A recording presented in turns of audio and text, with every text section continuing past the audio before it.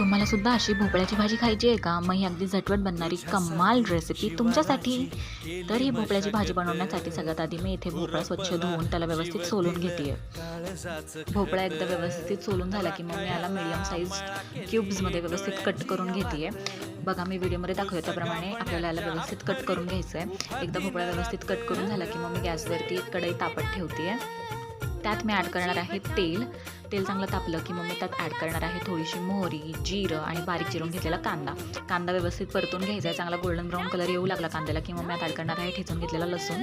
त्याचसोबत मी ॲड करणार आहे हळद आणि आपण कट करून घेतलेला सगळा भोपळा आणि मग चवीनुसार मीठ ॲड करून ह्याला झाकून 5 मिनिटांची दणकून वाफ काढून घ्यायची आहे. इथे बघा 5 मिनिटातच काय तेल सुटलं या भाजीला. आता मी ॲड करणार आहे लाल मिरची पावडर आणि गरम मसाला. त्याचसोबत अगदी अर्धी वाटी पाणी ॲड करून ह्याला चांगलं मिक्स करून शेंगदाण्याचा कूट ॲड करते. पुन्हा परतून ह्याला झाकून 5 मिनिटांची दणकून वाफ काढून घेते आणि मग सगळ्यात शेवटी मी ॲड करणार आहे भरपूर सारी बारीक चिरून घेतलेली कोथिंबीर आणि मग झाली रेडी आपली गरमागरम भोपळ्याची भाजी. Thank you for watching. बाय.